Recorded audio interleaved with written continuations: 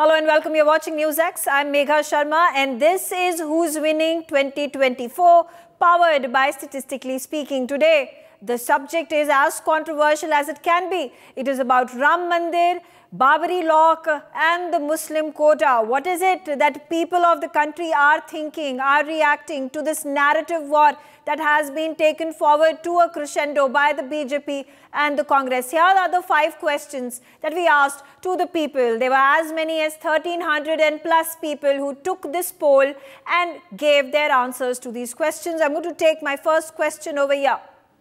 And what we asked our viewers, who would you like to see? Would you like to see the Supreme Court verdict on Ram Mandir overturned and the Mandir removed?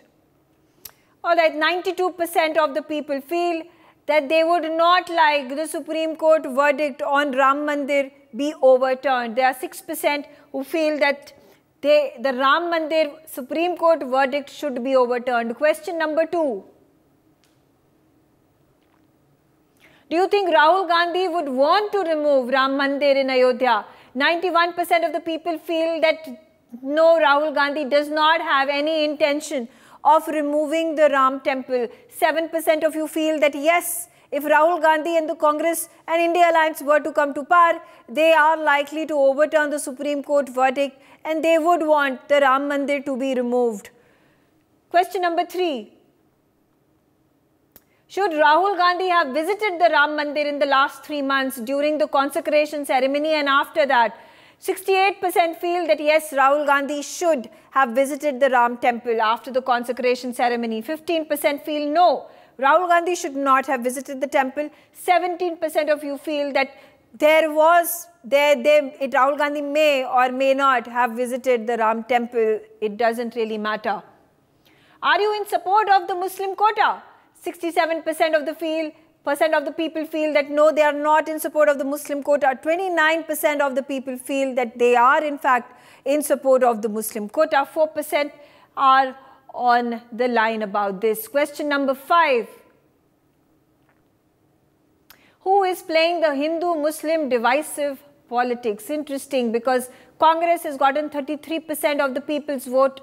Both BJP and the Congress are playing divisive politics as 30%.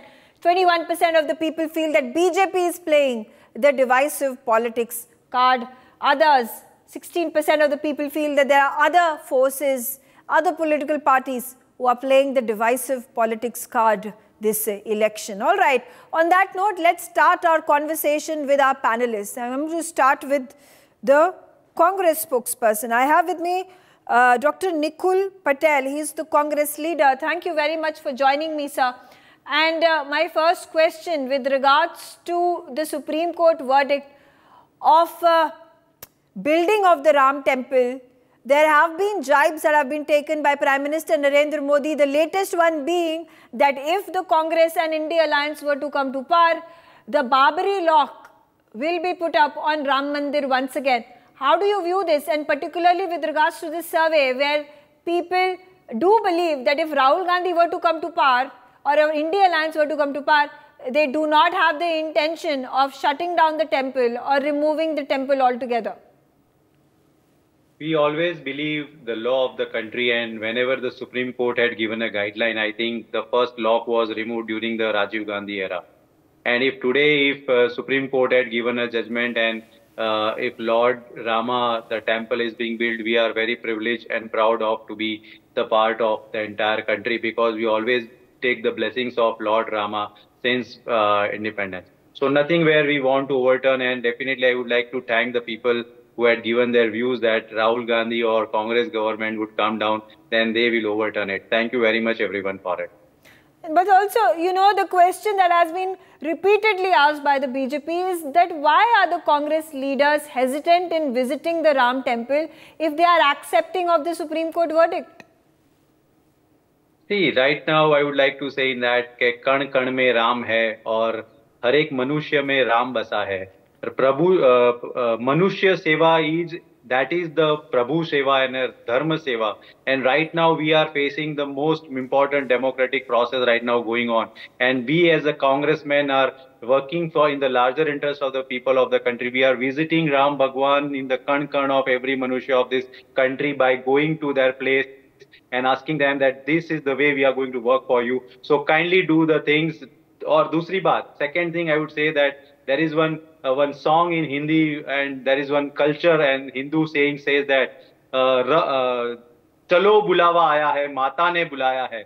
So we are the people, we always pay tribute to all the gods, and if there is a bulawa, definitely भगवान ने जब बुलाएंगे तो definitely जाएंगे, पर अभी तो कण कण में राम है, and we believe in the mythology that we want to serve the people of the country. Dr. Kaushal Kant Mishra, BJP spokesperson, how do you view our survey results, particularly with the Prime Minister Narendra Modi saying that if the Congress were to come to power, it will lock down the Ram Mandir, it will remove the Ram Temple, versus my results, the people who have taken this survey, some 1,300 people who have taken this survey, feel that if Rahul Gandhi were to come to power, he has no intention whatsoever of closing down the temple. अभी आपने सुना मेरे दोस्त को, उन पे तो मैं बाद में आऊंगा, पहले इनका इतिहास बताता हूं। जब बाबरी का ढांचा गिरा था तो उस समय नरसिम्हा राव इनके प्रधानमंत्री होते थे और उन्होंने कहा था मैं दोबारा बाबरी बनवाऊंगा। मुलायम सिंह जो इंडी गठबंधन के पार्ट हैं, उन्होंने कहा था कि मैं राम मंदिर हटा करके बाबरी मस्जिद दोबारा बनाऊं। और मैं अपने दोस्त से पूछना चाहता हूं, एक हाइपोथेटिकल सिचुएशन लेते हैं कि कण-कण के राम तो इन्होंने ढूंढ ही लिया, हम भी मानते हैं कण-कण में राम है। अगर कण-कण में राम है तो क्या अगर संविधान या कॉन्स्टिट्यूशन कल को मान लीजिए कि किसी वजह से जिस तरह की इंडी गठबंधन की पॉलिसीज चल रही हैं और कॉन्स्टिट्यूशन कुछ ऐसा हो जाता है कि राम मंदिर को हटा दिया जाए, तब आपका क्या व्यू होगा? मैं ये जानना चाहता हूं अपने दोस्त से। मेरा तो क्लियर व्यू है, कुछ भी हो जाए राम मंदिर वहीं रहेगा, कैसा भी हो जाए राम मंदिर वहीं रहेगा, ये हम चाहते हैं और हम मानते हैं। और राम मंदिर ही नहीं, काशी विश्वनाथ, मथुरा और जो भी धार्मिक स्थल हैं, जो हमारे, अगर हम इसको आज की भाषा में कहें, आज की मतलब इंडी गठबंधन की भाषा में कहें कि इंडी गठबंधन की भाषा में जैसे मुसलमानों के लिए मक्का मदीना है, वैसे लिए काशी विश्वनाथ, मथुरा और राम टेम्पल और जितने भी देवी देवताओं के पुराने टेम्पल हैं, वो सब हमारी आस्था का केंद्र है, वो नहीं बदले जा सकते। तो मैं सिर्फ अपने दोस्त से ये पूछना चाहता हूं कि अगर किसी वजह से हाइपोथेटिकली अगर ये कोर्ट का जजमेंट अपोजिट में होता, तब क्या ये राम मंदिर के साथ खड़े होते? इसका जवाब दे दें। Dr. Nikunj Patel, would you like to answer to this question?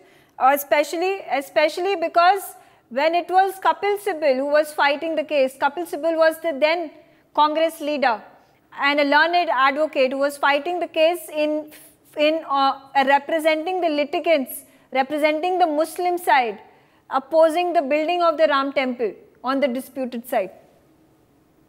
See, when it is a court of law and then when arguments are placed, definitely whatever you are arguing may be at that point of time. But if you see the overall ideology and philosophy of the Congress, I would like to say even an hypothetical condition will come out, we'll be always in the support of Lord Rama, and we have always done it. We have always respected Shiva, Ganpati, Hanumanji, and whatever God is there, because they are the idols and they are the faith that country is having in it. So it's nothing like that के hypothetical condition में वो कण-कण में Ram accept करना वो नहीं चाहते, इसीलिए अभी बोल रहे हैं hypothetical situation। हमने तो बोल दिया कि कण-कण में राम है और हम लोगों की सेवा करते हैं, इसीलिए हम लोग हर एक मनुष्य में राम ढूंढ कर उनकी पूजा और सेवा करते हैं।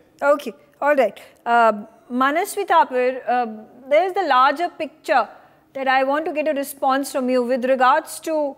I'll come back to you, Dr. Kaushal, but Manasvi, the larger picture about the narrative war that is playing out, and it has been revolving around religious polarization, whether it is about Ram Mandir, we talk about Muslim quota, the OBC scheduled castes and scheduled tribes and their reservation rights being taken against their will if the Congress were to come to power and being given to the Muslim minority. The Congress has not come out in public and actually made a statement regarding this, saying that yes, in an affirmative, that Muslim quota will be specified within within the OBC scheduled caste, scheduled tribe quota. But they have not even denied this. Now, in this narrative war, the polarization politics that is happening, who has the upper hand and who actually is doing it? Is it the BJP? Is it just the Congress? Is it both of them? See, upper hand on the polarization point is with the BJP, because BJPs are pro in polarization. So that upper hand goes to the BJP.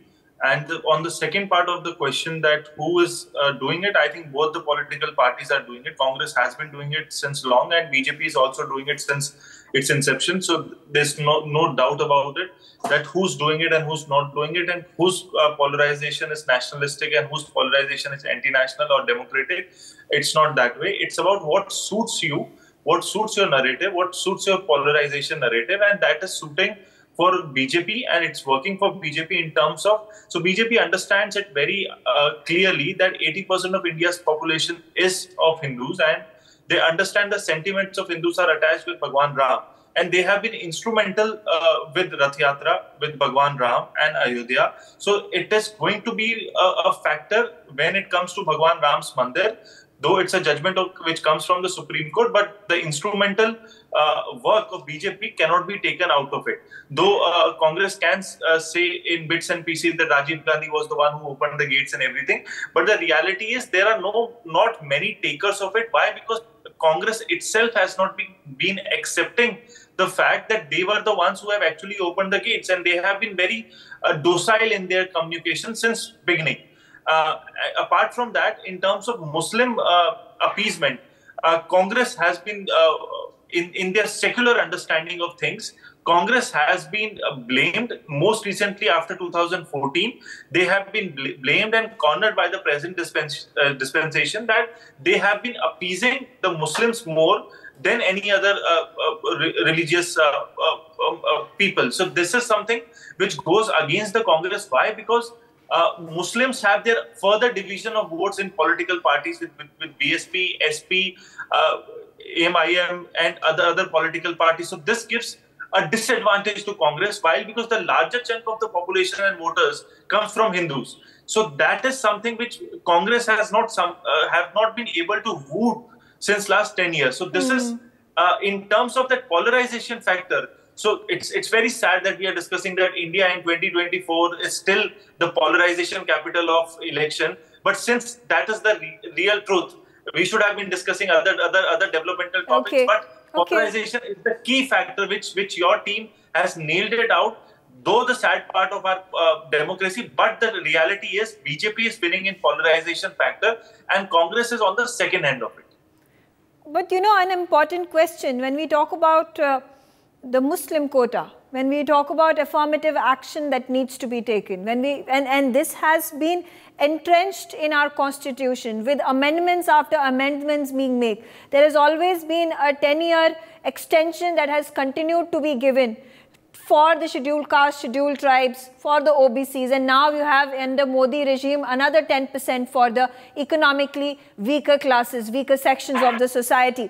This therefore becomes a very primary issue to be spoken about, and the issue with regards to whether the quota that is being provided to people who are underprivileged is then going to be further divided as per your religion. If you are Muslim, then you get 4% out of the 27% chunk, or if you are a Christian, you get another 4% or 5% out of the chunk. So while we are talking about quote-unquote polarization, this is also a matter which needs to be discussed and brought upon onto the platform because it matters. See, it matters a lot, but there is no scientific calculation out of it. It's all about specific election agenda calculations which has been done, and there is no long-term vision of what reservations could lead towards our talent, towards our demography. That's not the understanding. Obviously, for the backward, underprivileged, you have to give some kind of reservation, so they become they upline themselves. But the reality is, it's all political, and there is no long-term vision out of it, and that is why in the larger scheme of things, India is somehow failing in such kind of things, where such kind of religious, emotional reservations are given just as lollipops, while the reality of taking that particular caste or that particular religious sect to the next line is not the real idea, but that reservation lollipop is basically given. So that is something that has to come from the political mandate, that as Indians, as political Indians, as people in parliament, we decide that it should not be a lollipop thing, but as a mandate, we take our country and the sects which have been behind since long to the next level. That has not been the discourse. That is not the discussion. The discussion is on the point of polarization of votes through these reservations. That is which is threatening. Okay. Himanshu, but quickly a response from you about the overall result of the survey, how the people have polled and who's winning the narrative war over here. Let me tell you one thing, I'll continue a bit from what Vanessa was talking. I'll use two words, Niti and Niyat. And especially when you opened up the Pandora's box, I'll call this a Pandora's box. And in election time, this is what happens. When Niti is not right, Niyat is not right. When policy is right, your implementation and your intention has to be right. To set things right, to give every section of the society, you have to have a right intention. If you have the right intention, you will make the right policy. Here, what is happening is, while talking of Hindu-Muslim, which has been going on, one side has been saying, Ram is an imaginary character. Now they say Ram is in Kankan. See, this is what works. This is what works in electoral politics. And that's why people indulge into it. Now, 91% of the people said in your survey that Rahul Gandhi will not get away with the Ram Mandir. He cannot. He cannot open up a Pandora's box if he comes to power also. Does he have? See, he might have an intention, but he will not be able to do it in a country which has 80% majority of Sanatani people. Why is it that Rahul Gandhi had to wear Janoi one time and go to Ujjain Mahakal Isn't it ironical as well, Mr. Bhatt, that up until the independence and 76 years since then, the majority of Hindus, 80% of the Hindus living in the country, and you still had to fight this battle for 500 years for the temple to be built. Yes, that is what shows, Niti and Niyat, I said. The Niyat was not right, so the Nitis were not made right. I'm very firm believer of it. Today you gave a breaking news that Sam Pitroda has at last resigned. Why did he have to resign? It's a show. It's a show to the people. लोगों को दिखाना चाहते हैं, if I put it in a blunt Hindi, that see, we care for you. But no, what is said is said. He's already insulted Bharat and every part of Bharat by passing such statements. And now you will say, I'm sorry. They'll kill me. And then say, I'm sorry. It doesn't happen that way. That's been happening from 75 years. And that's why this, divisions come in. Okay. That's why this divisions come in. Okay. And then talking about the Muslim quota, where the Congress continues to speak about how it has never mentioned once in its manifesto that there is going to be welfare of the religious minorities. It continues to harp upon the point that it is going to be the scheduled caste, scheduled tribes and the OBCs for which they are fighting the battle on the socio-economic survey, socio-economic platform, socio-economic parallels that they want to draw. Now, in a situation such as this, the questions come to the BJP again, that why the Muslim quota has been brought into the debate. Why is it that the wealth distribution survey has been brought into the debate when nothing of the sort has been mentioned in the manifesto? I think your facts are not correct. You have to see their manifesto. And I've seen their manifesto. Then please open page number 29, point number 23, which clearly mentioned that we will take economic survey and wealth survey and make a policy to equally distribute to the people, something like that. You just open it and please see. And I will request you again then open the last manifesto of Congress Party of 2014 and 2009. 2024, Please. where is the welfare? Where is the affirmative action for religious minorities? Religious minorities does not find a mention. Does not find a mention in the manifesto. Please, I am telling to whom they are going to distribute. What he is saying, Mr. Rahul Gandhi is saying in every rally that jiski jitni sankhya bari, uski utni hissedari. It means he want to divide the country again because the hissedari is 18% of the Muslim. And the Congress character starting from 1950, when they bring the Hindu Marriage Act, why they couldn't able to bring the UCC?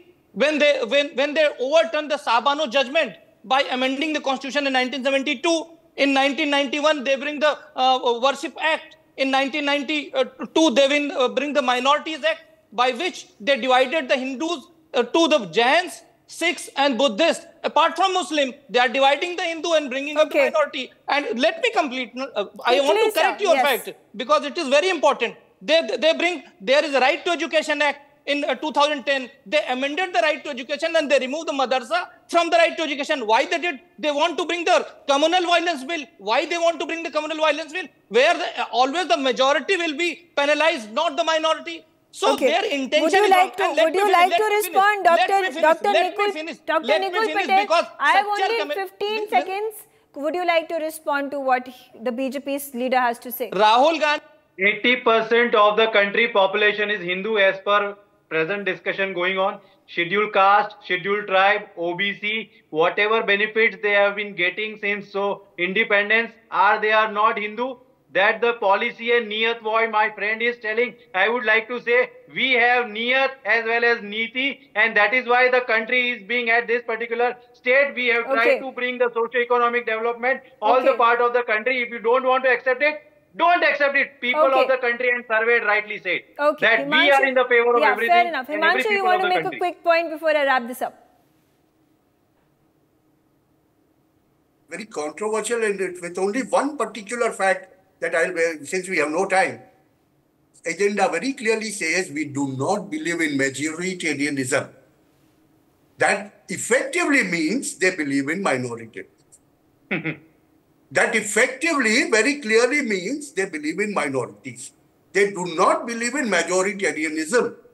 This is very fundamental thing which is in their agenda, and that is really placating the majority and trying to divide majority. It's been going on from 75 years and it is happening in open now. The reason for that is electoral time. But then people of India or people of Bharat will have to learn certain lessons and take certain steps. Megha, in my opinion, you should connect the dot. If you go to the history of the Congress, what I told, and if you go to the Sachar Committee report, where they clearly said that they want to give Muslim reservation as SC/ST reservation, that is the problem, which is unconstitutional. But there can be evolution. There can be evolution of a party, evolution of their ideology, evolution of their manifestos as well. All right, I'm out of time. I thank all of you for joining me on the telecast. And on that note, I come to the end of Who's Winning 2024, powered by Statistically Speaking. I would like you all to respond to our survey that we have put out and the poll results, and we'll continue to bring out more such polls with regards to the electoral battle that is playing out in our country. Thanks for watching. For more such videos, subscribe to the NewsX YouTube channel, hit the bell icon.